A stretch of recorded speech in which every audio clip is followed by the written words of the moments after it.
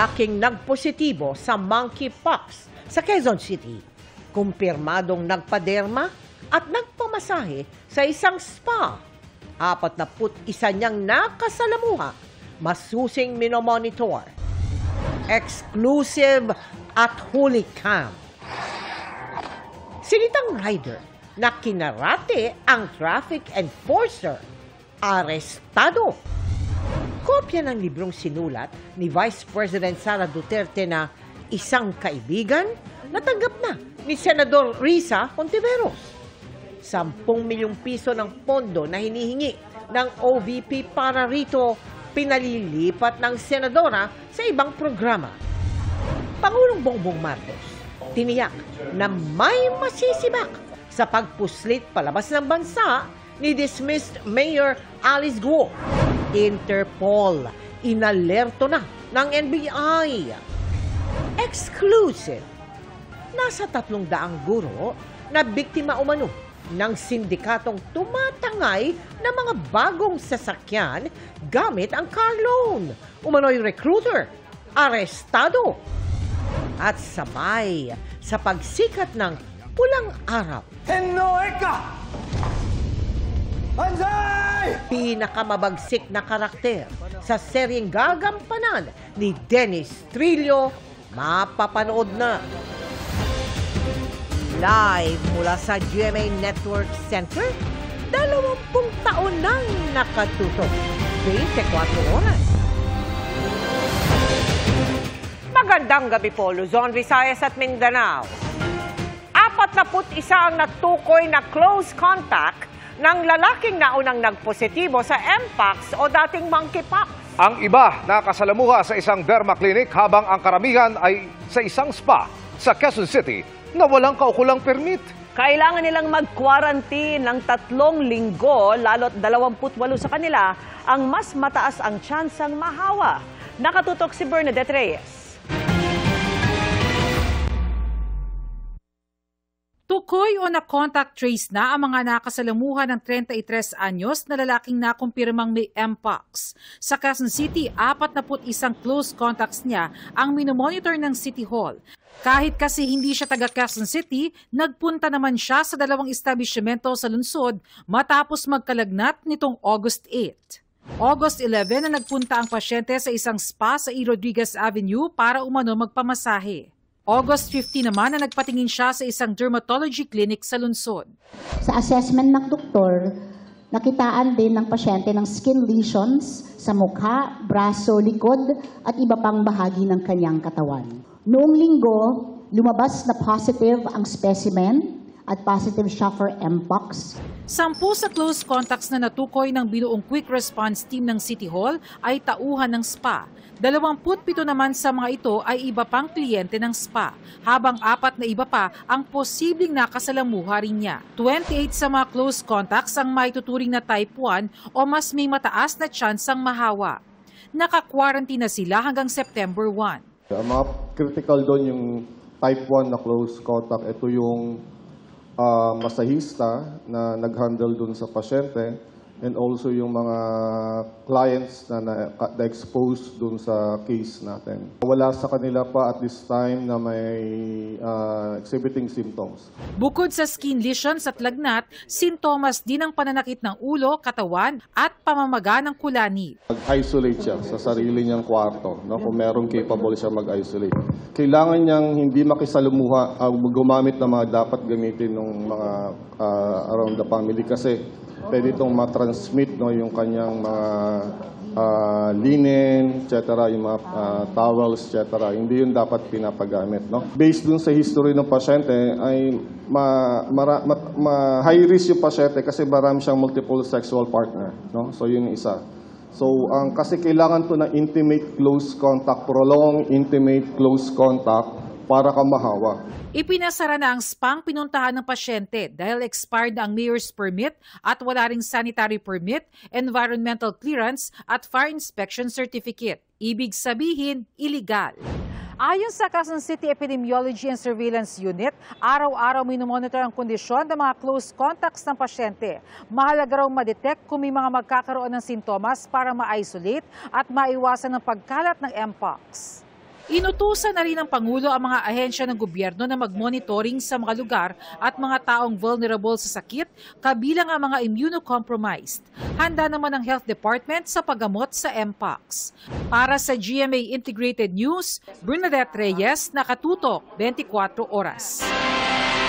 Mahaharap sa asunto ang isang rider na nagpaulan ng suntok at sipa sa nanita sa kanyang traffic enforcer sa Alabang, Muntinlupa. Ang nahulikam na pananakit, tinutukan ni Nico Wahe, exclusive. Sunod-sunod na suntok ang pinakawalan ng lalaking ito sa Alabang, Muntinlupa, tanghali kahapon.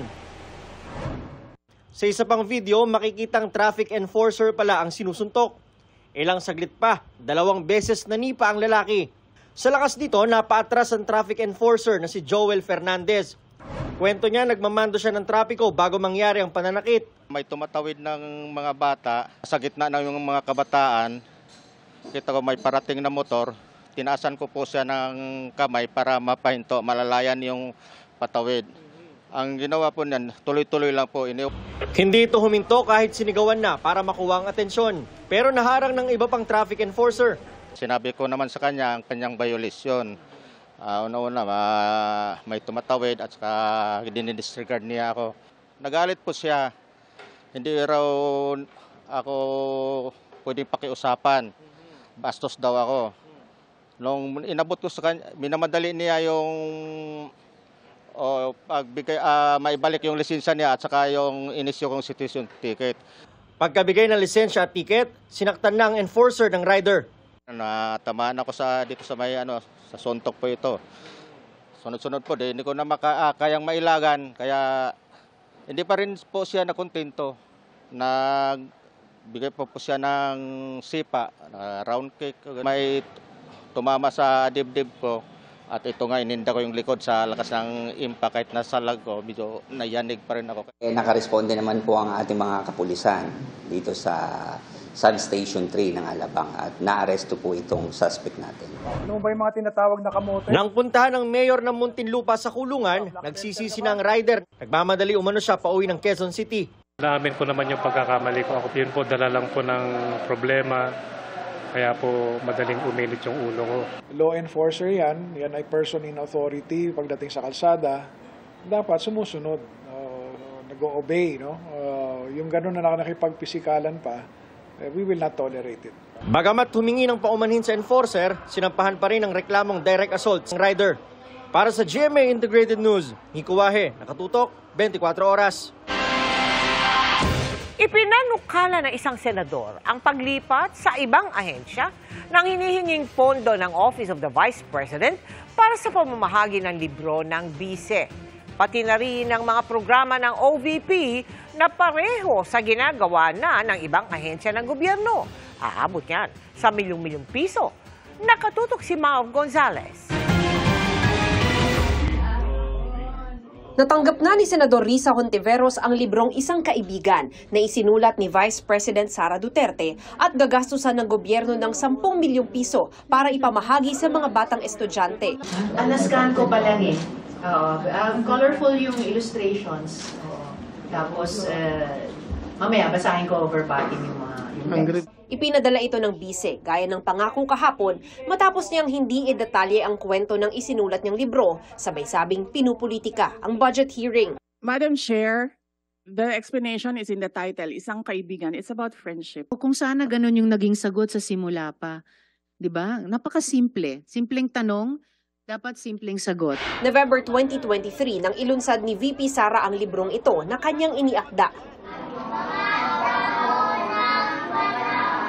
Merong isang ibon at marami siyang kaibigan. Merong nangyaring unos sa buhay niya at nawala lahat ng mga kaibigan niya. Akala niya nawala lahat, pero merong isa na bumalik at tumulong sa kanya. At yun yung lesson doon sa libro, yung friendship and kindness. Sa huling pahina ng libro, nakalagay hindi lang pangalan kundi pati ang larawan ni VP Sara at nakasulat na isa siyang tunay na kaibigan. Pero sabi ni Hontiveros, ang issue ay hindi tamang gastusan ng 10 milyong piso ng gobyerno ang pamamahagi ng libro. Improper request yan. Dahil kung meron kang sinulat na libro, hindi dapat gamitan ng government funds at taxpayers' money para ipamudmod. Textbook ba yan? Approved ba ng DepEd? Naku, kung pag-usapan natin yung textbook problem ng DepEd, yung nakaraang 2 taon, ang daming problema, di ba? Hindi siya barya. At 10 milyon na galing sa buwis ng mamamayan. So, pera pa rin na hawak ng gobyerno na dapat tanungin ng Kongreso. Kaya imbis na gamitin sa pamumudmod ng libro, ipalilipat ni Hontiveros ang pondo sa ibang programa. Gayon din ang iba pang pondo ng Office of the Vice President na nilaan ito sa mga programang pareho lang sa ginagawa ng ibang ahensya tulad ng medical o burial assistance. Lalagyan na lang ng probisyon na pwede mag-request sa kanila ng pondo ang OVP. Pagbobotohan pa ito ng Senado sa takdang panahon. Hindi ito yung unang pagkakataon na ni-raise ko yung issue yan. Na-raise ko na rin yan dati sa NTF-LCAC. Bakit hindi dun na lang sa mga departments ilagak? At kaugnay ng panunumbat ng bise sa paghingi umano niya ng tulong para mangampanya sa Davao City noong 2016. I can't remember if I did, and even if I did, sabi niya hindi naman niya ako tinulungan. But importante sa akin kasi ang memory ko is visual. I remember thanking her for supporting yung 2 agricultural advocacies namin. I went to see her kasi courtesy call ko yon sa local chief executive. Ako po ay isang taong marunong tumanaw ng utang na loob. Pero kung umantong ang isang administrasyon sa patayan o paglustay ng kaban ng bayan, ibang usapin na yan. Sabi ng Senate Finance Committee, trabaho nilang busisiin ng budget at pasok dyan ang mga tanong ni Hontiveros. Sang-ayon ang Senate President. I think Senator Risa had valid questions which I would advise heads of agencies to be patient with and answer because these are all connected with the function of Congress. Para sa GMA Integrated News, Mav Gonzalez, nakatutok, 24 oras. Tiniyak ni Pangulong Bongbong Marcos na may masisibak kasunod ng umano'y pagpuslit palabas ng bansa ni dismissed Mayor Alice Guo. Patuloy ang investigasyon sa mga posibleng tumulong sa kanya habang pinagugulong ng gobyerno ang pagkansela ng kanyang pasaporte at pag-alerto sa Interpol. Nakatutok si Ivan Mayrina. Ang pagpuslit ni Mayor Alice Guo palabas ng bansa, pagpapakita ng katiwalian na nagpapahina sa justice system sa bansa at sa tiwala ng publiko sa pamahalaan ayon kay Pangulong Bongbong Marcos. Pagtitiyak ng Pangulo, may masisibak. Sa ngayon, unang hakbang na ginawa ng pamahalaan kahapon ang pagpapakansela sa pasaporte ni Guo, kanyang pamilya at isa pang kasabot umano sa operasyon na iligal na pogo sa pamagitan ng DFA Secretary na may kapangyarihang magkansela ng pasaporte kung may sapat na basihan. Pag nakansela yung pasaporte, mawala na po siya ng karapatan ng magbiyahe kung saan man. I-hold na po siya ng bansa kung saan man po siya nandoon. Pag nagkaganon na po, magki-trigger na po yon ng tinatawag nating blue notice at saka red notice ng Interpol, and that would allow the law enforcement agencies ng lugar na yon to arrest them and take them to transfer them to the Philippines. Pero hindi mabilisan ang prosesong tinutukoy ng PAOK. Sa ngayon kasi ang pangunahing basihan ng kanselasyon ng passport ay ang warrant of arrest ay nilabas ng Senado dahil sa hindi pagdalo ni Guo sa mga pagdinig tungkol sa mga pogo. Ang mga reklamong qualified human trafficking at tax evasion hindi pa naisasampa sa korte kaya wala pang arrest warrant kaugnay ng mga ito. Ang blue notice paraan lamang para hindi na makapaglipat-lipat ng bansa si Guo. Pero ang mismong pag-aresto sa kanya at pagpapauwi sa Pilipinas, hiwalay na proseso pa. There are many legal avenues available to the Philippine government. Habang pinagugulo ang prosesong yan, patuloy namang iniimbisigahan kung sino mga tumulong kay Guo sa kanyang pagpuslit. 3 tinitingnan posibleng exit point, ang Hilagang Luzon, Katimugang Luzon at Mindanao Backdoor. Ano't anuman, sumakay man na eroplano o barko, nakapagtataka ayon sa PAOK na wala nag-report sa immigration, sa aviation regulation agencies o sa maritime agencies sa pag-alis si Guo. Sabi ng Pangulo, ilalantad daw ang mga nasa likod nito. Isang malawakang investigasyon na raw ang isinasagawa para matukoy ang mga tumulong kay Guo sa kanyang pagpuslit at sila'y masususpindi at pananagutin sa batas. Bukas kaso may kinalaman naman sa money laundering ang nakatakdang isampa ng PAOK laban kay Guo. Para sa GMA Integrated News, Ivan Mayrina, nakatutok, 24 oras. Tiklo ang isang lalaking nag-aalok ng maseselang video online. Ang kanyang mga biktima, mga menor de edad na lalaking patago niya kungkunan ng video. Nakatutok si June Veneracion. Bakit ang mga nakita namin sa cellphone mo, ikaw ay na-aresto? Mga malalaswang video na patagong kinunan umano ng sospek ang nakalkal ng PNP Anti-Cybercrime Group sa cellphone ng 54 anyos na si alias Blondie. Yun yung pinaka-latest. Ang mga biniktima umano, mga lalaking minor de edad kabilang ang isang complainant. Kahit naman ibang bata yan, possession pa din. So yun nga, nagkaroon sila ng sexual activities na lingid sa kaalaman ng mga kabataang nabiktima niya ay nire-record niya at ito pala ay pinapublish niya or binibenta niya online. Base sa investigasyon, 300 piso ang alok ng suspect sa mga target para sumama sa kanya. Kapag tapos na kuhanan ang kahalayan, ibibenta niya ang video sa halagang 1 hanggang 3,000 piso. Pinopromote pa ito sa social media bilang bagets video. Meron din mga sites na binibentahan niya. And doon din marami din yung bumibili na kadalasan nasa labas pa ng bansa. And meron din naman na dito din sa Pilipinas yung bumibili ng mga explicit videos na ito.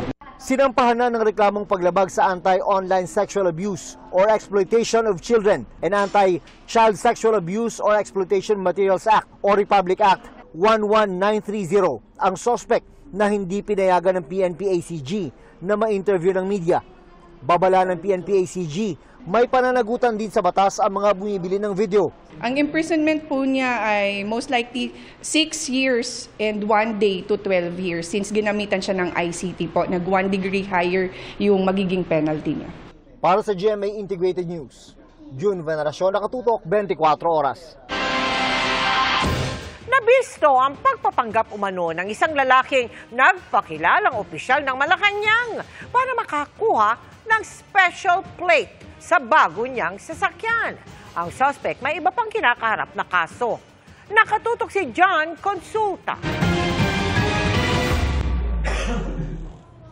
Pasado alas 9 ng umaga nang dumating sa tanggapan ng LTO-NCR ang lalaking ito. Maya-maya, naglabas siya ng calling card at inabot sa NBI undercover kung saan nagpakilala siyang mataas na opisyal ng Malacanang sa ilalim umano ng Presidential Committee on Flagship Programs and Projects. Dito na siya iniresto ng NBI Special Task Force. Sasama ka muna sa amin. Sandali. Sasama ka sa amin, ha? Sa telepono. Telepono. Hindi, kausapin natin. Sandali. Telepono po. Sir, hindi po kami. Hindi. Hindi kami.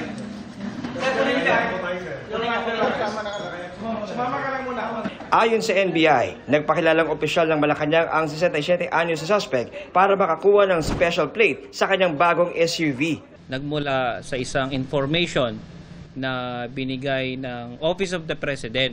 Merong isang tao na nagpapakilala di umano bilang secretary under the Office of the President. Nagkaroon kami ng certification from them, PMS. At wala. Hindi siya konektado sa Office of the President. Wala rin ganong Committee on Flagship and Programs. Walang nag-exist na ganon. Naatuklasan din ng NBI na meron din itong mga kasong kinakaharap. Blacklisted contractor. So marami na rin siyang naloko. Actually, nirecord check namin siya sa aming database. Meron siyang kasong mga estafa, BP22, yung anti-bouncing check law. So ang nature ng kaso niya ay mangloko. Nang aming kunin ang panig ng suspect, nanindigan itong dati siyang opisyal ng palasyo. Saang departamento po? Doon din sa Malacanang, sa plastic project yan. Ilang taon po kayo doon, sir? Tagal na. Lumalabas po siya sa record sa NBI, hindi daw po. Ano po masasabi niyo ron? Ayoko na muna mamaya pag na-consult yung lawyer ko, ha? Violation of Article 177 ng Revised Penal Code, otherwise known as usurpation of authority. Hinihikayat ni NBI Director Jamie Santiago ang ibang posibleng naging biktima ng suspect na magtungo sa NBI para makapaghain ng reklamo. Para sa GMA Integrated News, John Consulta, nakatutok 24 oras.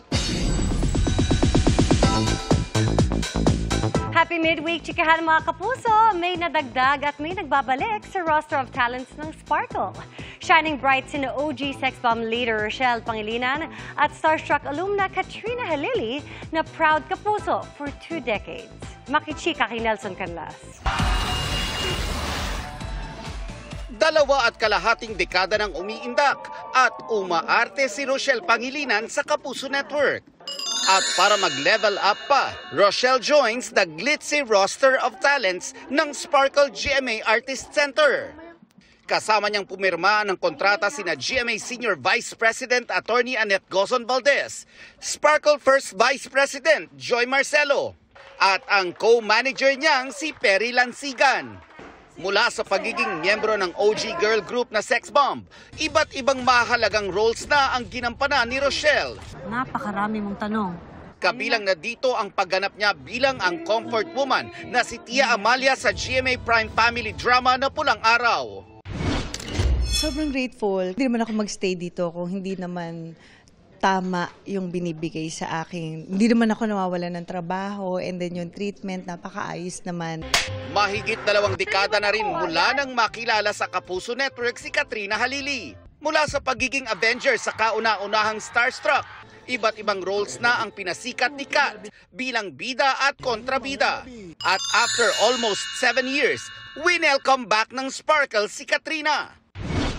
Na-excite po ako syempre kung ano pa yung mga pwede ko pang gawin, di ba? Happy ako, hindi ako pinapabayaan ng GMA, ng network. And ever since naman, nag-start ako sa GMA, hindi naman ako nawala. Pareho sila, si Katrina and si Rochelle.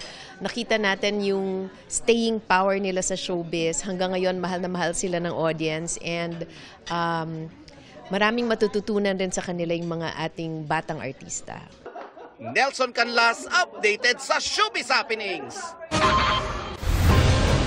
Susunod, DSWD, sumagot sa aligasyon ni Vice President Sara Duterte na pinupolitika umano ng kagawaran ang kanilang benepisyo sa ayuda. Libre o di kaya'y abot kamay o abot kayang halaga ng bakuna kontra African Swine Fever, hiling ng mga magbababoy. Ang mga hakbang ng iba't ibang ahensya ng gobyerno para matunton at mapanagot si dismissed Mayor Alice Guo kasunod ng pagpuslit niya palabas ng bansa.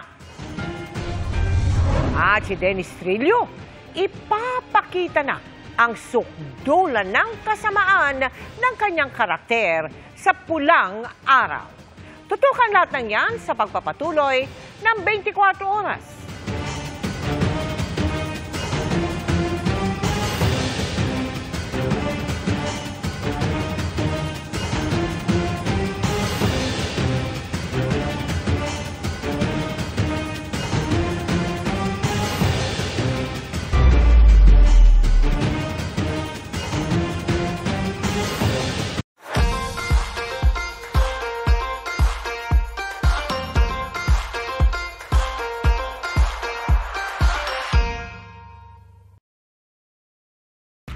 Keep up with non-stop in-court action with GMA Sports. Catch the latest sports news here and round the globe. Be thrilled with conversations about the finest athletes and sports personalities. Is this it? Yes! And Mamuski with a 1-2 is now down to just 6.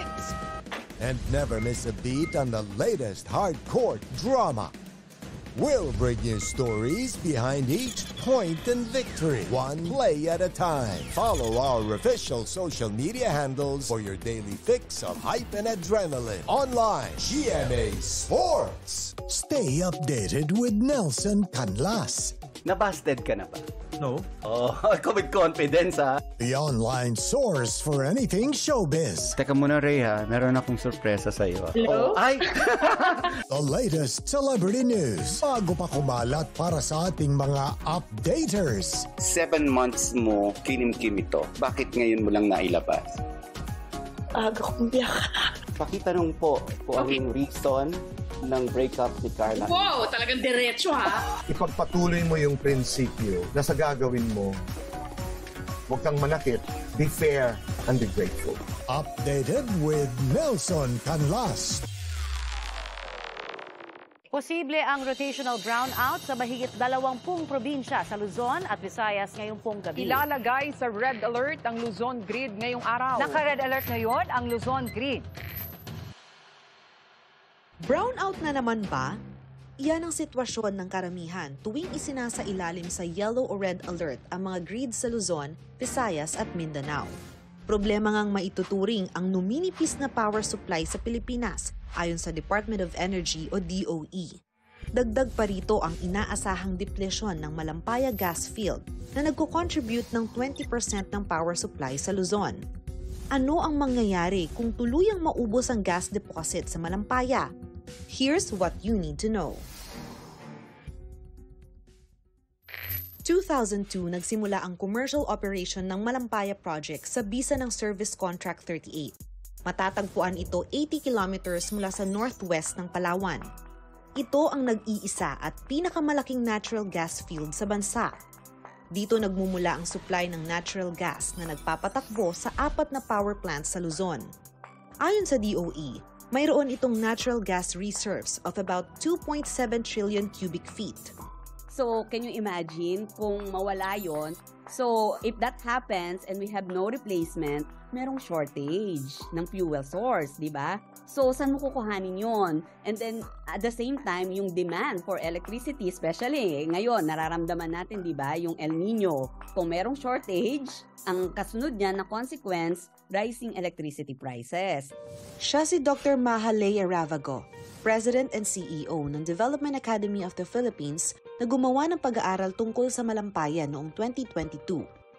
Ang natural gas ay fossil fuel energy source na kadalasan ay composed ng methane.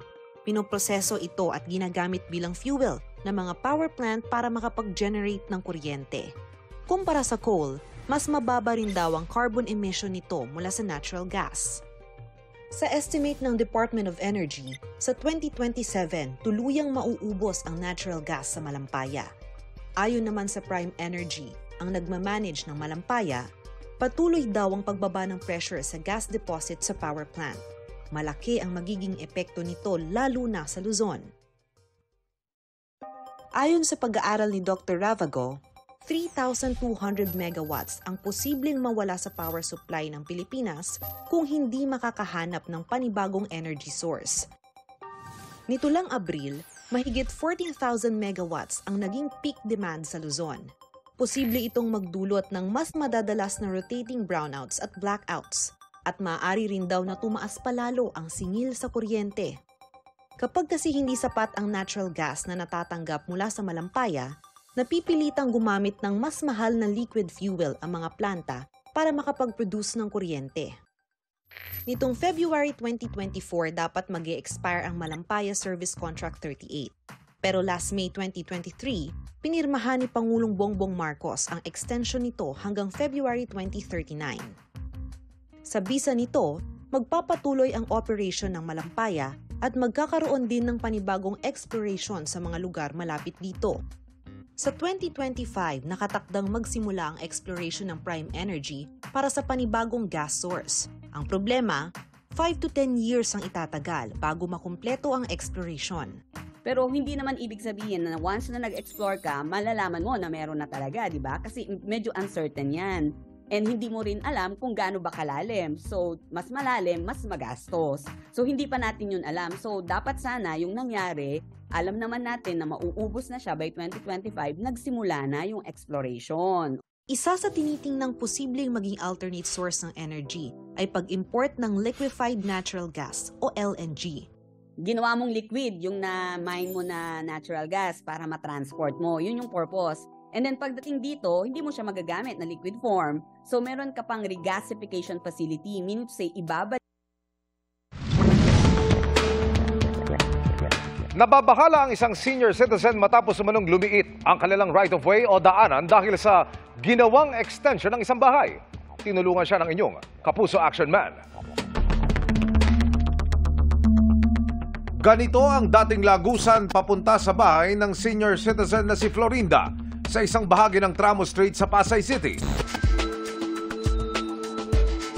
pero napalit daw lalo nang mag-extend ang bahay na ito sa daan. Ang inireklamong istruktura, pabahay pa umano ng National Housing Authority. Sinako po yung kalahating metro, kaya lumiit po yung lugar namin, yung right of way. Ipinagtataka ng mga apektadong residente kung paanong pinayagan ng Pasay City Engineering Office ang pagliit ng right of way. Nagpunta pa ako sa National Housing. Ang sabi, pinoward na namin yan sa City Hall nyo, sa engineering. Wala nga po action eh. Labis na nababahala ngayon si Florinda para sa kanilang kaligtasan. Pag nagkasunog po, patong po kami. Marami po nakatira, mga bata. 6 na senior ko akong siguradong mamamatay po doon. So personal pong idudulog ni Aling Florinda sa mga volunteer lawyers yung kanyang problema ukol po dito sa right of way. Kung makikita ng korte na hindi na convenient kaila nanay, pwedeng ipatanggal ng korte o ipatigil ng korte yung pagpapatayo doon sa right of way nila. Ang may jurisdiction nito ay regional trial court kasi pag ang right of way ay ulitin ko lang, incapable of pecuniary estimation to, kaya sa regional trial court tayo ang may proper jurisdiction nito. Nanindigan naman na nagpatayo ng istruktura.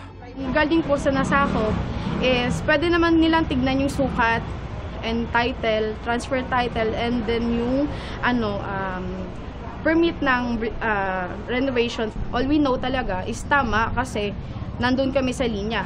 Ayon sa Pasay City Office of the Building Official, Marso ngayong taon nang mag-inspeksyon sila sa lugar, doon lumabas na walang aprobadong building permit ang konstruksyon ng extension ng bahay. Nagbigay na raw sila ng Notice of Illegal Construction at Notice of Violation sa may-ari ng bahay. Buwan ng Abril naman nakakuha ng kaukulang permit ang may-ari. Sinukat na raw ng inspection team ng Office of the Building Official ang umano'y encroachment o lagpas na sukat sa right-of-way. Sa ngayon ay hinihintay pa nila ang verification survey sa lugar sakaling mapatunayan ang paglabag. Irerekomenda ng opisina na alisin ang lumagpas sa extension ng bahay sa right-of-way. Kung gusto niya naman ng legal na action dito, pwede naman talagang siyang magreklamo. Lumagpas nga kami, napatunayan. Well, willing kaming gawin yung itama yun. Tiniyak ng Pasay City Office of the Building Official na daraan sa due process ang pagresolba sa sumbong at amin niyang tututukan para sa inyong mga sumbong. Ipadala niyo lamang sa Kapuso Action Man Facebook page dahil sa anumang reklamo, pang-abuso o katiwalian, tiyak may katapat na aksyon sa inyong Kapuso Action Man. Sinagot ng DSWD ang pahayag ni Vice Presidente Sara Duterte na pinopolitika umano ang pag-endorso ng opisina niya sa mga humihingi ng ayuda. Ito po yung programa para sa mga humihingi ng pampagamot, pampalibing at iba pang tulong. Nakatutok si Tina Panganiban Perez. Special mention kahapon ni Vice President Sara Duterte ang AICS o Assistance to Individuals in Crisis Situations ng DSWD. Ito'y nang magbigay siya ng halimbawa ng mga pondong napupolitika umano nang humarap sa pagdinig ng budget ng OVP sa Senado kahapon. Kadalasan po nasagot sa amin ay hindi pwede dahil galing yan sa Office of the Vice President at kalaban yan. Kaya sabi ni DSWD Secretary Rex Gatchalian, makikipag-ugnayan sila sa OVP para maimbestigahan ang issue. Right now, ang gagawin namin is to get in touch with her office to get the full details para maimbestigahan namin kung talagang kung may infraction na nagawa ang aming tao. Base sa website ng DSWD, ang AICS ay isang social welfare service na nagbibigay ng tulong medikal, pampalibing, transportasyon, edukasyon, pagkain o tulong pinansyal para sa pangangailangan ng isang tao o pamilya. Whether may referral, walang referral, basta nangangailangan at tumungtong sa aming tanggapan, tutulungan natin yun. Kanina humarap ang DSWD sa pagdinig sa Kamara para sa mahigit 229 billion pesos nila sa susunod na taon. Iniulat ng DSWD na sa 4-piece program, nabayaran na nila ng 5 billion pesos ang mga benepisaryong maling natanggal sa sa listahan. At hinahanap daw nila ang 150,000 pang nasa listahan noon pero biglang nabura. Iniulat din ng DSWD na mula noong nakaraang taon, 5,000 pamilya at individual na naninirahan sa lansangan ang natulungan na nila sa pamamagitan ng Oplan Pag-abot. Mahigit 2,500 sa kanila ang naiuwi na sa kanilang mga probinsya ng may economic grant na reintegrate o naibalik na sa lipunan at nadala na sa DSWD care facilities kasama sa isang dating POGO hub. Dahil na yung mga kwarto na siya, dahil maayos na siya, the Executive Secretary gave us the rights to use two floors of it. We've retrofitted it into a temporary interim shelter for our families in street situation. Nang tanungin naman tungkol sa iniulat ng National Economic Development Authority o NEDA na hindi makukonsiderang food poor ang gumagasto sa pagkain ng 64 pesos kada araw o 21 pesos kada kainan, sagot ni Gatchalian, The DSWD and our social workers agree that 21 pesos is clearly not enough. That's for the record. Para sa GMA Integrated News, Tina Panganiban Perez, nakatutok, 24 oras. Kung hindi libre, murang mga bakuna kontra African swine fever ang inaasahan ng mga magbababoy.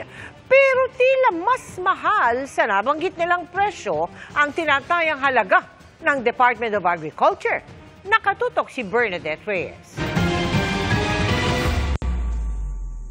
Kahit buong Batangas ang nasa state of calamity, idiniin ng mga magbababoy roon na hindi lahat ng mga baboy mula sa probinsya ay may sakit. Isolated cases po siya. Most of the barangays, predominantly of the barangays, clear po at malinis po ang baboy. Sinisimula na ang planong controlled vaccination kontra ASF. 10,000 doses ang ibibigay ng Department of Agriculture. Hiling ng mga magbababoy na abot kaya sana ang mga bakuna. Ang existing vaccine right now na ginagamit namin, lahat ng vaccine is nagre-range po siya from 20 pesos to as high as 100 pesos. So yun yung range na ang afford ng mga end users. Kung meron man bakuna at effective man yung bakuna, dapat ibigay talaga sa backyard yan ng libre. Pero sa taya ng Agriculture Department, 400 hanggang 500 pesos per dose ang vaccine. Sa kabila nito, hindi raw nakikita ng DA na makakaapekto ito sa presyo ng karning baboy. Napakaliit naman ang portion nung 400 to 500 pesos. That's only 5% more or less ng production. Habang wala pang bakuna, mahigpit ang border control upang hindi umabot sa ibang lugar ang baboy mula sa mga lugar na may ASF. Sa Quezon City, hinihikayat naman ang mga hinihinalang backyard racer na magsuko ng alagang baboy. May ordinansa kasi kontra backyard hog racing sa lungsod pero hindi na sila pagmumultahin ng 2,000 hanggang 5,000 pesos gaya na nakasaad sa ordinansa. Ang gagawin po ng lungsod ay bibilhin po ng lungsod ito at a reasonable rate. Ayon sa lokal na pamahalaan, sakaling magpositibo sa ASF ang mga baboy, agad daw ikokondem ang mga ito. Pero kung wala namang sakit, ibibenta daw ang mga karne ng baboy sa mga kadiwa centers. Para sa GMA Integrated News, Bernadette Reyes, nakatutok, 24 oras. Inalala ngayong araw ang ika-41 anibersaryo ng pagkamatay ni dating Senador Ninoy Aquino. Sa Ninoy Aquino International Airport, nag-alay ng bulaklak sa marker ni Ninoy ang Bantayog ng Mga Bayani Foundation. Sa tarmac ng paliparan, binaril si Ninoy habang nasa eroplano sa araw na ito noong 1983. May mga nag-alay rin ng bulaklak sa kanyang estatwa sa Heroes Park sa San Fernando, Pampanga. Habang sa kanyang bayan sa Concepcion, Tarlac, nag-iwan ng hamon ang kanyang apong si Kiko Aquino D. Sa mga nagdadala raw ng galit at nagsasabing mahirap mahalin ang Pilipinas, tuklasin ang pag-ibig sa kapwa Pilipino. Ito raw marahil ang gusto ng kanyang lolo. Sa misa naman sa imlayan ni Ninoy sa Parañaque na dinaluhan ng mga kaanak, kaibigan at taga-suporta, tinanong ang pamangkin ni Ninoy kaugnay ng pag-urong ng palasyo ng Ninoy Aquino Day sa August 23 para po dikit sa weekend. Naintindihan ko naman yun. In fact, marami sa mga kaibigan ko excited nga silang mag-long weekend, no? Pero bilang isang family member, parang mas maganda talaga na i-commemorate yung araw ni Ninoy Aquino dun mismo sa araw na pinatay siya. No? That's my personal position. Tutukan Miyembro umano ng sindikatong tumatangay ng mga bagong sasakyan gamit ang car loan na ipinangalan sa kanilang biktima, arestado. At mga Filipino Olympian, abala sa kanilang aktibidad sa bansa, bronze medalist Nesty Petesio may pinaplano rin para sa mga Dabawenyo. Yan at iba pang mga balita sa pagbabalik ng 24 Oras.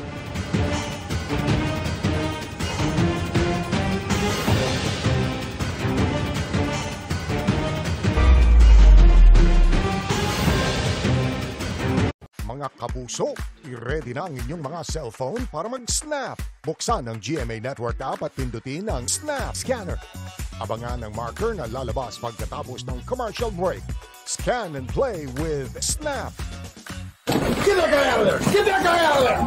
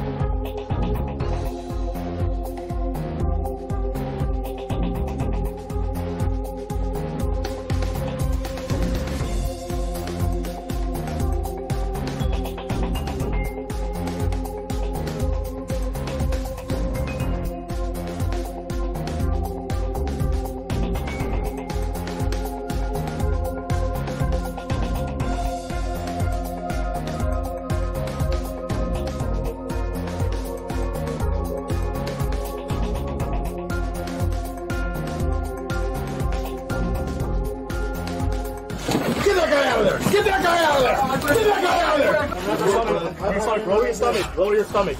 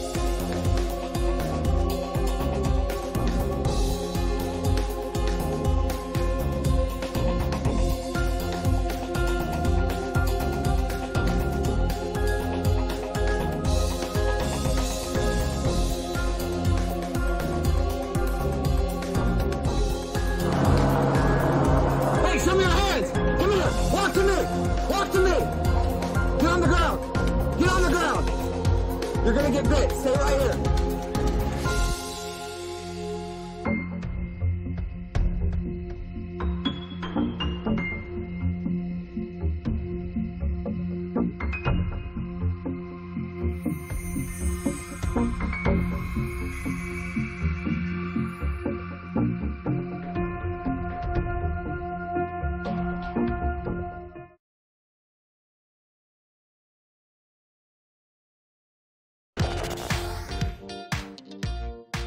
Hi, surprise guest! Long. Surprise guest, ikaw ba ay into politics din? Isa ka bang artista, singer, vlogger? Surprise guest, ikaw ba ay isang artista? Pwede. Politiko? No. Athlete? Yes! Surprise guest, is that you, Kylene? Yes po! Wow, tumama ako, yay! Bye. Igan, grabe ka! Congratulations on your new program! Ate V!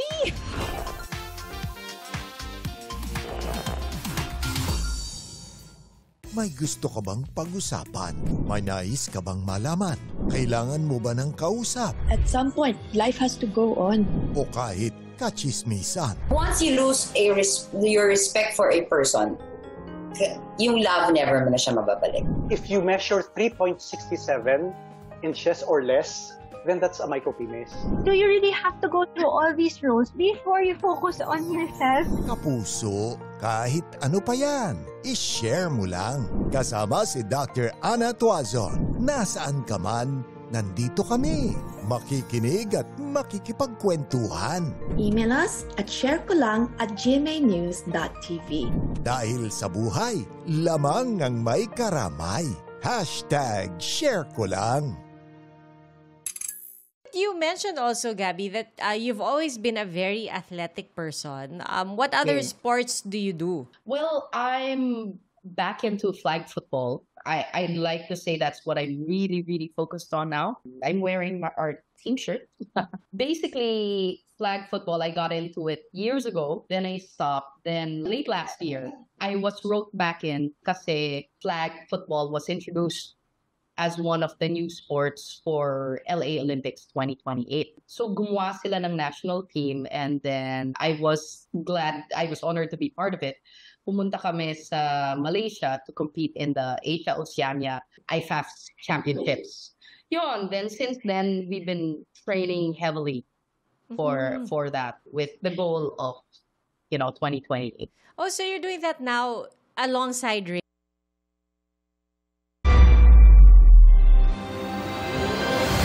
Arestado ang isang suspect sa likod ng Labas Casa carnapping.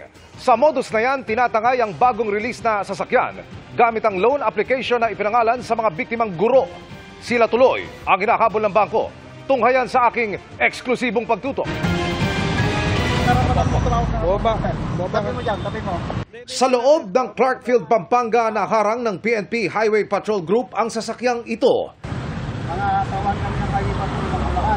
Lulan ang driver na wanted sa kasong estafa. Ayon sa HPG Region 3, sangkot ang suspect sa Labas Casa Technical Carnapping Scheme, isang uri ng pagtangay ng sindikato ng mga bagong release na sasakyan sa kasa sa pamamagitan ng pag-apply ng car loan gamit ang requirements na ipapasa ng ibang tao. Depensa ng suspect, hindi siya ang ulo ng sindikato. Recruiter lang daw siya ng mga nakukumbinsi nilang mag-apply ng car loan na ang target. Puro teacher. Kapag naka-recruit na ako, meron silang bibigay sa akin 5,000 to 7,000. Sa oras na maaprubahan na raw ang car loan at magiging available na for release ang sasakyan sa kasa, dito na raw papasok sa eksena ang financier. Siya po ang magda-down payment po sa kasa. Ang teacher po is babayaran po siya ng 40,000 per 1 unit. At sa oras na ma-release na ang sasakyan, tatangayin na raw ito ng financier at kadalasan mabilis na naibebenta agad sa iba't ibang lugar gamit ang dinoktor ng ORCR. Nandito lang sa Luzon area, may sa Bicol, may sa Region 3, may sa Baguio. Meron din nakakaabot sa Visayas and Mindanao. More or less, mga 300 na to. Pero dahil nakapangalan sa teacher ang mga nawawalang sasakyan, sila ngayon nangahabulin ng bangko o kasa para kasuhan. Ang tanong, bakit puro teacher ang naging biktima sa kaso na ito? Government employee, meron po silang ID, meron po silang PRC. Pagdating po sa bangko, lagi po silang approved. Willing daw ang narestong suspect na tumayong testigo para lumabas ang katotohanan sa carnapping scheme na ito na ang biktima sa inisyal na pagtaya nasa 300 na. Lalaban ako dahil wala akong kasalanan na ginawa. At ako'y naging agent lang at ako ay biktima lang. Iniimbestiga na rin ng HPG ang iba pang posibleng sangkot. Kabilang ang mga sales agent ng mga car dealership pati na ang mga nag-a-approve daw ng car loan sa mga bangko. Para sa GMA Integrated News, Emil Sumangil, nakatutok 24 oras. Hanggang sa kanilang mga probinsya at lungsod, sunod-sunod pa rin ang mga pagkilala sa mga Pinoy Olympian. Kabilang si bronze medalist Nesty Petesio na may sariling motorcade sa Davao City. Nakatutok si Rafi Tima. Mainit na sinalubong ng mga Davaoenyo ang boxer at Paris Olympics bronze medalist na si Nesty Petesio. Nagkaroon ng motorcade bago siya dumiretso sa Davao City Hall. Pinaplano na rin ng kampo ni Nesty ang pagtatayo ng Boxing Academy sa Davao del Sur. Grabe kayo ka-bless na handod karon ng suporta sa Davao City na agyapon. So, dari nagsugod jud na nakaila ko, nailhan ko sa national team. Lalaki pa to akong kalaban that time sa araw ng Davao. Wala akong nagdahong na nibalik ko diri sa Davao, magbitbit ang ikaduhang medalya sa Olympics po. Sobrang saya po namin buong pamilya ni Nesty po kasi matagal, almost 8 months yata namin siya nakasama tapos ngayon pa lang siya nakabalik tapos ng kanyang laban sa Olympics po. Umaasa si Nesty na may mabubuong bagong grupong mamamahala sa international boxing para mapasama pa rin sa Los Angeles Olympics sa 2028. For sure, gusto ko pang maglaro sa LA, so andun pa yung fire, hindi pa namamatay. Nag-courtesy call naman sa Cagayan de Oro City Hall ang Olympian boxer na si Carlo Paalam. Bigumang magkamedalya lalo't may injury, nangako siyang mananatiling fit para makalaban muli sa boxing ring. Siguro ang para sa kuha, ma-improve sa kuha endurance. Isa dyan lang sa kuha endurance. Power, kailangan natin yung power endurance. Power, endurance. Dyan ang isa po na mag-improve karon. Bumisita naman ang female Olympics gymnast na sina Aliyah Finnegan at Emma Malabuyo sa House of Representatives kanina. Kabilang sila sa mga di nakadalo sa reception noong nakaraang linggo. Binigyan sila ng kopya ng House Resolution kung saan kinilala ang mga atleta na lumahok sa Paris Olympics. Ang isa pang gymnast na si Levi Rui Vivar, en route to Manila pa lang pero ibinahagi niya ang kanyang excitement sa social media. Nakatakda sila magkita ni Pangulong Bongbong Marcos na kanya ring pinasalamatan para sa itinuring niyang dream come true. Nag-courtesy call naman sa Senado kahapon ang golfer na si Dati Ardina at binigyan siya ng Certificate of Recognition. Winelcome rin siya sa Makati City ni Mayor Abby Binay na nagpahayag ng appreciation sa Olympic feat ni Ardina dahil nagbigay ito ng inspirasyon sa mga bagong Pinoy golfer. Para sa GMA Integrated News, Rafi Tima nakatutok, 24 oras. Nakikipag-ugnayan ng NBI sa International Criminal Police Organization o Interpol para matunto ng kinaroroonan ni dismissed Mayor Alice Go. Sabi naman ng Solicitor General, pwede lang mapabalik sa bansa si Go kung may kakaharapin itong kasong kriminal na sa ngayon ay hindi pa naisasampa sa Justice Department. Nakatutok si Sara Aguinaldo. Ngayong iba't ibang opisina ng gobyerno na ang nagsabing may impormasyon silang nasa labas na ng bansa. Si dismissed Bamban Mayor Alice Go, ano na nga ba ang susunod na hakbang ng gobyerno? Dahil wala pang kaso si Go sa korte, kalkulado ang hakbang ng gobyerno. Sabi ng DFA, matagal na nilang tinututukan ang kwento ni Go. Nakipag-ugnayan na raw sila mula nang kumpirmahin ng NBI na ang Alice Go na naging mayor ng Banban, Tarlac at ang Chinese national na si Go Waping ay iisang tao. We cannot do this alone. This is a whole of government approach. Ang importante po dito ay on the part of the DFA, we assure the public that ever since nung una, masigasig na po ang aming koordinasyon. Nakikipagtulungan po kami sa Senado, sa Kongreso, sa ibang ahensya ng gobyerno para po mapundukan na po ang issue na ito. Pwede raw kasing kanselahin ang pasaporte ni Go ni DFA Secretary Enrique Manalo sa ilalim ng Philippine Passport Law basta may ebidensyang peke ang identity sa passport. Once na na-receive natin itong mga dokumentos na ito stating na eto, may problema, peking identity, siya ay isang dayuhan, then we will cancel the passport. Otherwise, ang requirement nito would be a court order directing us to cancel. Sa ngayon, ang criminal complaint na qualified human trafficking laban kay Go hindi pa naisasampa sa korte ng DOJ. Ang Office of the Solicitor General o OSG nagsampa ng petisyon sa korte para makansela ang birth certificate ni Go bilang Pilipino. Nagsampa rin ang OSG ng co-warrant of petition para naman mapaalis si Go bilang mayor ng Banban. Nasa preliminary investigation pa ang COMELEC sa material misrepresentation complaint laban kay Go. Bukod dito, naglabas na ng desisyon ng ombudsman na alisin si Go bilang mayor. Pina-freeze na rin ng Court of Appeals ang kanyang bank accounts at assets. Wala pa kasing warrant or arrest order, anything from the court pwedeng gamitin para sa mga ganung mga Interpol Interpol activities. Prerogative ng government kung ano yung gusto nilang gawin, ano. Pero sa akin kasi, yung warrant ni Alice, tungkol lang yun doon sa Senate contempt. Sabi ni Solicitor General Menardo Guevara, ang extradition o pagpapabalik sa bansa ng isang tao ay pwede lang gawin para parapin ito sa kasong kriminal. Sa ngayon, ang nakaambang kasong kriminal laban kay Guo ay human trafficking na iniimbestigahan ng DOJ at material misrepresentation na iniimbestigahan ng COMELEC. Kung totoong nasa Indonesia pa ito, merong extradition treaty ang Pilipinas sa Indonesia, sabi ng DFA. Ang NBI nakipag-ugnayan na raw sa Interpol para ilagay sa Blue Notice list si Guo na makakatulong sa pagkalap na impormasyon sa pagkakakilanlan, lokasyon o aktibidad kaugnay sa criminal investigation. Yung Red Notice po ay pagka may criminal case pending. Yung Blue Notice, watch out lang yan. Ganun lang po yun. Will initiate po? NBI po ba will initiate? Siyempre, merong ganong request. Nakikipag-usap kami, nakikipag-coordinate kami. Wala pang sagot sa amin. Para sa GMA Integrated News, Sandra Aguinaldo, nakatutok, 24 oras. Mga kapuso, nakalabas na sa Philippine Area of Responsibility yung low pressure area na binabantayan kahapon, pero may isang panibagong sama ng panahon na namataan ang Pag-asa. Nasa layong 2,030 kilometers east-northeast yan ng Eastern Visayas.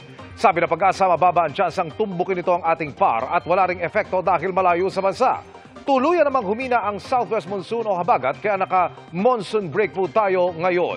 Pero may nagbabalik ang easterlies o yung mainit na hangin galing sa karagatang Pasifiko. Ito rin ang dahilan kung bakit matindi ang alinsangan sa ilang bahagi ng bansa. Yung mga pag-ulan naman, lalo bandang tanghali at hapon, dulot ng localized thunderstorms. Base sa datos ng Metro Weather, wala pang gaanong uulaning umaga bukas, maliban sa ilang bahagi ng Palawan, Sulu Archipelago at Soc-Sargent. Pero ingat pa rin dahil malaking bahagi na ng bansa ang uulanin sa hapon at gabi, gaya ng Northern at Central Luzon, Mimaropa, Calabarzon at Bicol Region. May mga kalat-kalat na ulan din sa Visayas at halos buong Mindanao. Maging alerto dahil posible ang matitinding buhos ng ulan at may tsansang bumaha, lalo po sa mabababang lugar. Pwede ring maulit ang mga pag-ulan sa Metro Manila, kaya huwag pa rin kalimutang magdala ng payong.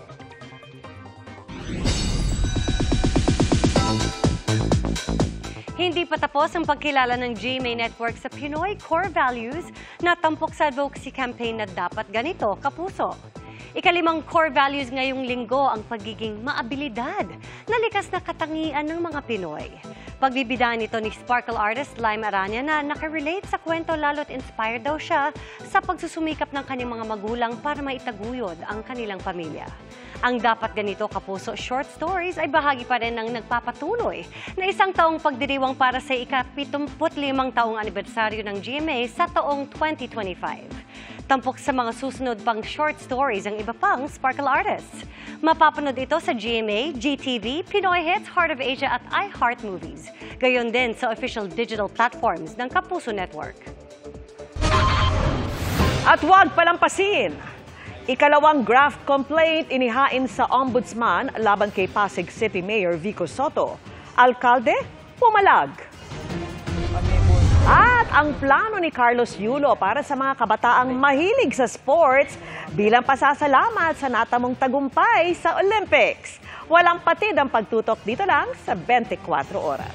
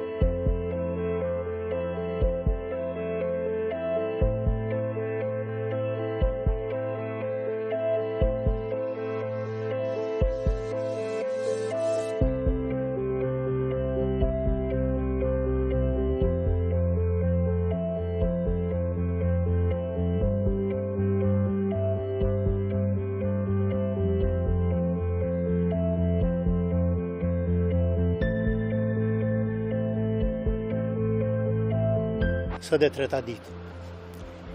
Nuk nina i rezikum që në jem këtë pjesën kënjena i ka deti, si nuk mundet zjarë me kalu asfaltën e me dalë në pjesën kana, po rezikuhet në të tërsen kënjena i këto zjona tjera.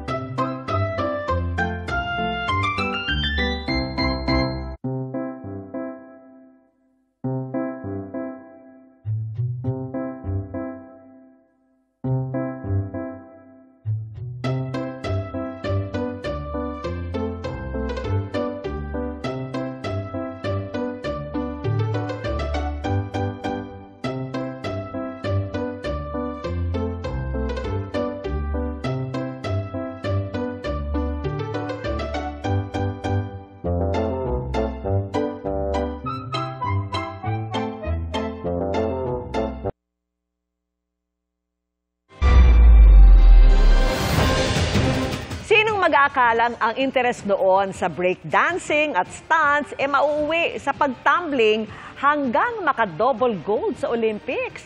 Kabilang po yan sa mga ikinuwento ni Carlos Yulo na may pinaplano ng talunin para maipasa ang naabot sa mga batang may hilig din sa sports. Ang ikalawang bahagi ng kanyang pagsalang sa GMA Integrated News Interviews sa pagtutok ni Pia Arcangel. Sa edad na 24 anyos, dama na ni Carlos Yulo ang tamis ng tagumpay na halos buong buhay niyang pinangarap at pinagsikapan. Kwento ni Carlos, 7 taong gulang lang siya nang unang magka-interes sa gymnastics. Uso po before yung breakdancing po. Sa mga piyesta-piyesta po. Yung mga nagtatumblings po. So kami po, mga pinsan ko, kaibigan, parang nag-try po kami sa playground po. Sa tapat po ng Manila Zoo. And then, palagi kami dinadala po doon ng lolo ko po. So, doon kami nagtatry hanggang sa matuto po kami ng mga basic po. Doon po, sa damuhan lang po. Okay. Teka, nag-breakdancing ka ba? Sumali ka ba sa breakdancing? Hindi po eh. Yung mga stunts po, yung gusto kong matutunan. Di man sumabak sa breakdancing, ang batang Carlos nainganyo na makapanood ng professional gymnastics. Noong 2012 po kasi, first time ko makapanood ng Olympics po. And then, doon po talaga ako na sabi ko gusto ko rin maging kagaya nila, mag-compete sa gantong level. And syempre, makakuha po ng gold medal. Yeah, doon po talaga nag-start akong mangarap. Sumali si Carlos sa local gym at dito siya nakita ni Gymnastics Association of the Philippines President, Cynthia Carrion. When I met him, of course, he just wanted to learn how to tumble. But when I see him, I could see the passion in his eyes. And he wants to he doesn't have a coach. So I said, this boy is really, so I asked him to join the Batang Pinoy. That is 12 years and under, and he has no coach, and he won medals. Dahil nakitaan ng likas na talento at galing si Carlos, binigyan siya ni Carrion ng coach para lalo pang mahasa ang kanyang mga teknik.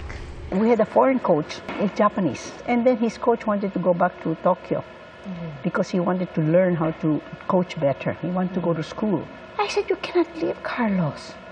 I said, but I have to go back to Tokyo. And I said, is it okay if I send Carlos with you? He said, of course. Taong 2016 nang lumipad pa Japan para doon mag-training si Carlos. 2 times a day po yung practice po. Pero nung high school po ako, syempre may school din po eh. So school po, tapos diretso practice. And paulit-ulit po. And nung college naman po, medyo maluwag na din naman na po kasi. So umaga at hapon po yung practice ko po. Oh, ilang oras ang practice mo after school? That time po 4 to 5 hours po. Oh, okay. And then, nung natapos na po ako mag-school, 6 hours po. I had to write a letter and ask the president of the school if he could use the hyperbaric chamber, the fitness gym. The coach said, please try to talk to the president so that Carlos can use it. So we did. And he said, yes, he approved it. Balak ngayon ni Carlos na bumalik sa kanyang dating eskwelahan sa Tokyo bago matapos ang taon para personal na makapagpasalamat sa mga taong tumulong sa kanya.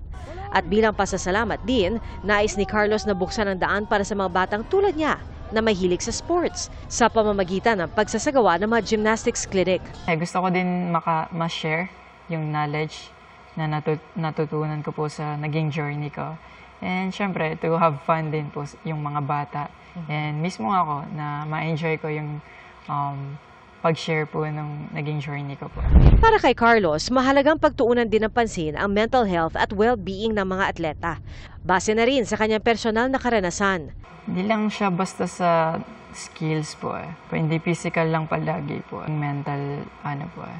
Minimake sure po talaga na hindi mo nakakaligtaang tanungin yung sarili mo kung okay ka lang. At higit daw sa lahat, ang kanyang pananampalataya ang nagdala kay Carlos sa rurok ng tagumpay. Lahat po ng nagawa ko sa Olympics, sa career ko ngayon, dahil po kay Lord yun lahat. Natutong magpasalamat and ma-appreciate yung lahat po na meron ako ngayon. Batid ni Carlos ang kahalagahan ng kanyang 2 Olympic gold medal. Di lamang para sa sarili, kundi para sa buong bansa, lalong-lalo na sa kabataang Pinoy. Sobrang excited and grateful po kami na mismo kami mga atleta po na may impact po sa kabataan. Sobrang grateful po na nabigyan kaming opportunity po. Para sa GMA Integrated News, Pia Arcangel, nakatutok, 24 oras. Samantala, nanindigan ang COMELEC na Miro Systems pa rin ang gagamitin sa 2025 midterm elections. Sa kabila ito ng reklamo sa Ombudsman laban sa chairman ng komisyon na may kaugnayan dito. Nakatutok si Maki Pulido. Miro system pa rin ang gagamitin sa 2025 elections ayon sa COMELEC. Kahit paugat ng reklamo laban sa chairman at 7 ibang opisyal ng komisyon ang pag-award nila ng 18 billion peso contract sa Miro system sa pamamagitan umano ng minanipulang bidding. Isinampa ang reklamo sa Ombudsman kahapon. Ang importante ay at least dinadala na sa proper forum. Hindi po yung ang ginagamit lagi social media, television, radyo, dyaryo. Parang courting public opinion po lagi. Nauna nang humiling ang complainant sa Korte Suprema ng temporary restraining order para pigilan ang kontrata pero hindi rin pinagbigyan ayon sa COMELEC. Kaya po kami nagtutuloy-tuloy sa kasalukuyan at hindi po naiimbyer na ang aming pong timeline. Sa susunod na linggo, ilalabas na ng COMELEC ang guidelines sa paghahain ng Certificate of Candidacy ng mga kakandidato. Balak i-post ng COMELEC sa kanilang website ang pangalan at posisyong tatakbuhan ng lahat ng mga kakandidato sa buong bansa. Para sa GMA Integrated News, Maki Pulido, nakatutok, 24 oras. Mula sa transportasyon, manpower at lalo na sa seguridad, palaging nandyan ang Armed Forces of the Philippines para makatulong sa paglilingkod ng GMA Kapuso Foundation. Dahil sa matagal ng samahan ng AFP at Kapuso Foundation, sa atin nila ipinagkatiwala ang malaking halaga ng donasyon para makatulong pa sa ating mga kababayan.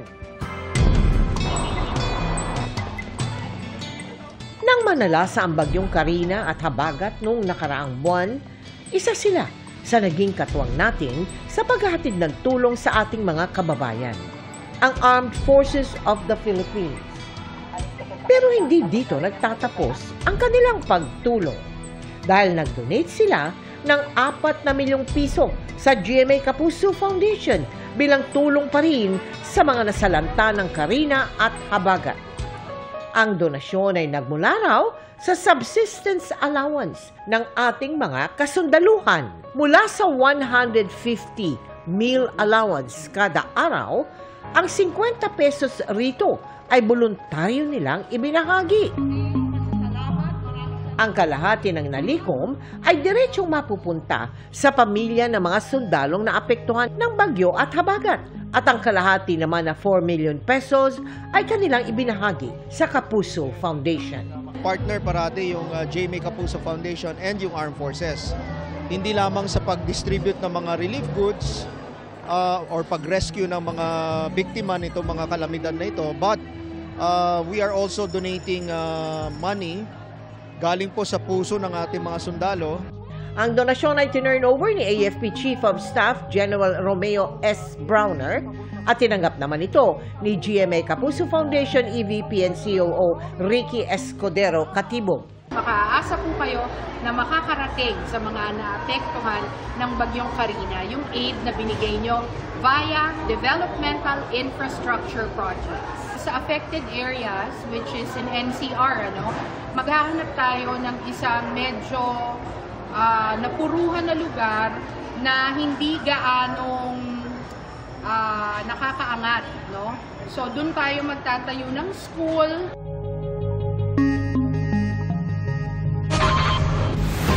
Up next, Dennis Trillo, paano pinaghandaan ang dream role niyang maging kontrabida? Non-stop ang pagtutok dito lang sa 24 oras.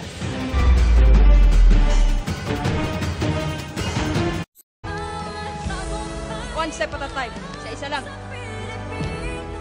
Maraming salamat, Nesty Petesio, sa iyong muling pagtatagumpay sa Olympics para sa ating bayan.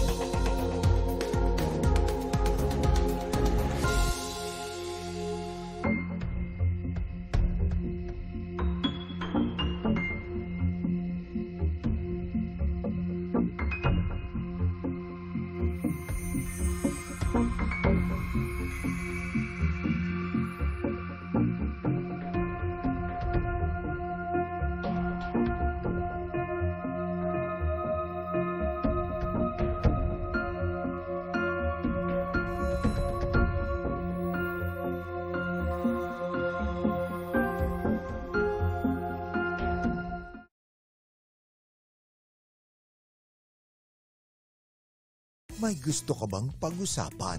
May nais ka bang malaman? Kailangan mo ba ng kausap? At some point, life has to go on. O kahit kachismisan? Once you lose your respect for a person, yung love never mo na siya mababalik. If you measure 3.67 inches or less, then that's a micropenis. Do you really have to go through all these rules before you focus on yourself? Kapuso, kahit ano pa yan, i-share mo lang. Kasama si Dr. Ana Tuazon. Nasaan ka man, nandito kami. Makikinig at makikipagkwentuhan. Email us at sharekolang@gmanews.tv. Dahil sa buhay, lamang ang may karamay. #ShareKolang.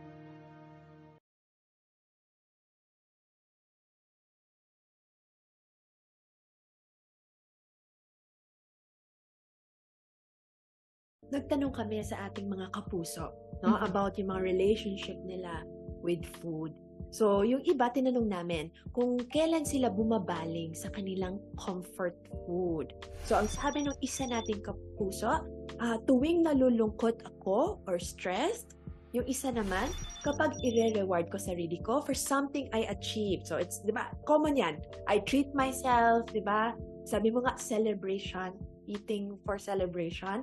And then, panibagong graft complaint ang inihain sa Ombudsman laban kay Pasig City Mayor Vico Sotto at 3 iba pang opisyal ng lokal na pamahalaan. Giit ng alkalde, hindi ito ang unang beses nangyari at tila timing daw kung kailan nagsisimula ang mga political activity ng ilang grupo. Nakatutok si Mariz Umali. Dating empleyado umano ng Pasig City Hall na nagngangalang Michelle Prudencio ang naghain ng ikalawang graft complaint laban kay Pasig City Mayor Vico Sotto sa Office of the Ombudsman, kasama sa inireklamo ang 3 pang opisyal ng Pasig City. Ang alegasyon kay Sotto, hindi umano nito ibinahagi ang one-time cash allowance sa 1,500 pesos sa mga empleyado ng City Hall para sa pagdiriwang ng kanilang anibersaryo noong nakaraang buwan. Sa halip ay namahagi lang umano ng mga t-shirt pero nagpapirma raw ng mga acknowledgement receipt na nagsasaad na natanggap nila ang pera. Sabi ni Sotto, hindi pa raw niya natatanggap ang kopya ng reklamo kaya di pa makapagkomento. Pero anya, hindi raw ito ang unang pagkakataong mangyari ito. Kapansin-pansin din daw ang timing ng paghahain ng reklamo kung kailan nagsisimula ng umarangkada ang mga political activity umano ng ilang political na grupo. Noong nakaraang linggo lang, may nauna ng inihaing reklamong graft laban kay Sotto at sa 2 iba pang opisyal ng Pasig. Ang naghain ng reklamo, isang nagpakilalang residente ng Pasig na si Ethel Mart Cruz. Kaugnay naman ito sa pagbibigay daw ng 100% tax discount sa telecommunication provider na Converge noong 2022. Nauna nang sinabi ng Converge na wala raw silang natanggap na anumang tax discounts mula sa lungsod ng Pasig. Sabi naman ni Sotto, bahagi ito ng anyay dirty tactics ng mga kalaban sa politika. May nauna ring nagrally naman laban sa planong pagtatayo ng bagong Pasig City Hall Complex. Pero nang harapin sila ni Sotto para sana sagutin ang kanilang mga katanungan, na-diskubring hindi naman sila mga taga-Pasig, kundi mga taga-Quezon City. QC, taas kamay, QC! QC! Hindi rin daw alam ng karamihan kung bakit sila dinala sa Pasig. Ang insidente tinawag na dirty tactics ni Sotto. Lumalabas din daw sa kanilang investigasyon na pinahakot ang mga dumalo ng isang di niya tinukoy na political group sa Pasig na naninira umano sa kanya. Ayon kay Mayor Sotto, hihintayin niya ang kopya ng reklamo laban sa kanila para masagot ito sa tamang forum. Sa gitna naman nito, sinabi ng alkalde na tuloy lang sila sa kanilang trabaho. Para sa GMA Integrated News, Mariz Umali, nakatutok, 24 oras. Nag-usap sa telepono ang mga security advisor ng Pilipinas at Amerika kasunod ng panibagong pangangaras ng China sa West Philippine Sea. Nakatutok si Mark Salazar. Si National Security Advisor Eduardo Año ang nagsabi. Kausap niya raw kahapon ang kanyang counterpart sa Amerika na si National Security Advisor Jake Sullivan. Ang kanila raw pinag-usapan, ang anyay iligal, agresibo at delikadong galawan ng Air Force ng China laban sa ating Air Force sa Bajo de Masinloc. Ganon din ang mga aksyon laban sa atin ng Chinese Coast Guard sa Patag at Lawak Island, lahat sa ating West Philippine Sea. Sa parehong phone call, binigyan diin daw ng Amerika ang ironclad commitment nila sa atin. Kahapon inalmahan ng Chinese Embassy at Chinese Foreign Ministry ang pakikialam daw ng Amerika sa issue. Naagad raw hinusgahan ng China sa naganap na banggaan ng barko nung Lunes sa pagitan ng Coast Guard ng Pilipinas at China. Sa bersyon ng Foreign Ministry ng China, Pilipinas daw ang may kasalanan dahil pumasok ito sa kanilang teritoryo sa Xianbinjiao nang walang paalam. Binigyan diin ng China walang karapatang makialam ang Amerika at iba pa sa usapin ng South China Sea at West Philippine Sea. Sa isang forum sa Pasay kanina, kalma ang ugnayan sa pagitan ng mga Filipino-Chinese businessmen at ni Chinese Ambassador to the Philippines, Huang Xilian. Ang pinag-uusapan kasi ay partnership sa negosyo sa tinatawag na Greater Bay Area ng China sa Guangdong, Hong Kong at Macau. Trade between the Greater Bay Area and ASEAN countries reached 1.4 trillion US dollars, accounting for 22.6% of the total foreign trade of the Greater Bay Area. This Bay Area will become the major engine of regional and world economic growth, and there is a great potential. So we hope that we will work together to benefit from this the development of this Greater Bay Area. Hindi pinag-usapan ng tungkol sa West Philippine Sea kahit pa sinubukan tanungin ng media si Ambassador Xilian. Kahit ang mga negosyanteng Filipino-Chinese ay nagsasabing counterproductive ang awayan sa West Philippine Sea at ang pakikialam ng ibang bansa sa issue. Sana itabi na namin yung mga misunderstanding so we can move forward towards investment, towards peace and security, and towards stability. At kung makikipagnegosyo raw tayo sa China, hindi makatutulong na kontrabida ang tingin natin sa kanila. They color it in such a way as if Dracula ang China. Hindi totoo. China is the most peace-loving country in the whole world. Ayaw sila magulo, ayaw sila makaway. But pilitan mo, they'll be forced. But they will never be the first one to strike. Para sa GMA Integrated News, Mark Salazar, nakatutok 24 oras.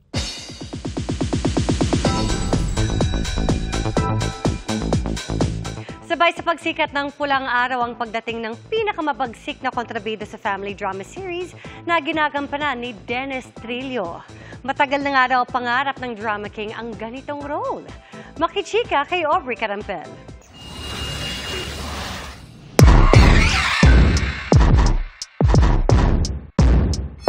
Sa kanyang mahigit 20 taon sa industriya, pinatunayan na ni Dennis Trillo ang kanyang kalibre at husay sa pagganap sa iba't ibang karakter sa telebisyon.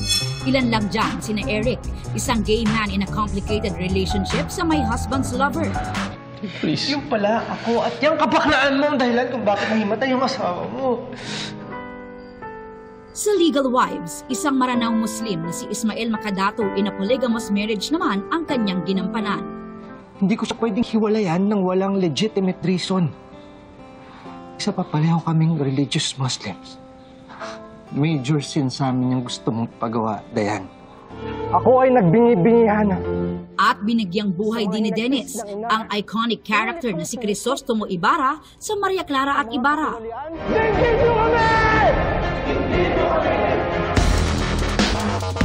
Sa highly anticipated comeback ng Kapuso Drama King sa GMA Prime. Gaganap naman siya bilang si Colonel Yuta Saito, isang Japanese military official noong World War II. Henoeka! Banzai! Ang itinuturing na pinakamabagsik na karakter sa Kapuso biggest family drama na Pulang Araw. Ito yung talagang seryoso na villain at talagang yung masama na kontrabida na kaiinisan mo. Matagal ko na talagang gustong gumawa ng ganitong klaseng role at maraming salamat at napunta sa akin itong role na to. Isa tong dream role para sa akin. 天皇陛下のために Tumunay susumo! Dahil purong Hapon ang role, dapat convincing daw ang kanyang pagganap mula sa kanyang pananalita at kilos. Sa roob na sa oras at digmaan sa Hawaii ay darating na sa Pilipinas. Kailangan ko mag-extra effort para paniwalaan talaga nila na, hapon tong character na to. Gusto ko walang makitang bahid ng mga characters na ginawa ko. As much as possible, pag nagtatagalog yung character ko dito, ginagawa kong barok kung paano magtagalog yung isang Hapon at hindi parang si Crisostomo Ibarra na smooth at fluent sa mga makalumang mga salita. Panahon na uparinisin na lahat ng dumi at kaburukan na dinara ng Amerika dito sa bayan na ito. Dahil Japanese occupation era ang setting ng kwento kung saan kinatatakutan ng mga sundalong Hapon. Hamon daw kay Dennis na ipakita talaga na sukdulan ang kasamaan ng kanyang karakter. Ngayon ay handa na ako pumastrang. Higit sa ganda raw ng kanilang palabas visually, mas importante raw ang hatid nilang mensahe sa mga manonood. Dito naman sa palabas na to, kinakwento lang namin yung mga karanasan ng mga ibang tao, kung ano talaga yung nangyari nung panahon na yun, kung ano yung pinagdaanan ng mga Pilipino, at sino yung mga bayani na dapat natin kilalanin ng mga panahon na yun. Ikaw personally, ano yung mga natutuhan mo as an actor or maybe as a person? Mas natutunan ko na mas maging proud sa lahi natin, knowing kung ano yung mga pinagdaanan nila, mga pinaghirapan nila at sakripisyo. Yun siguro, alam mo yan, pag napanood mo to, magiging proud ka dun sa mga ginawa ng Pilipino at magiging proud ka na isa kang Pilipino. Aubrey Carampel, updated sa showbiz happenings.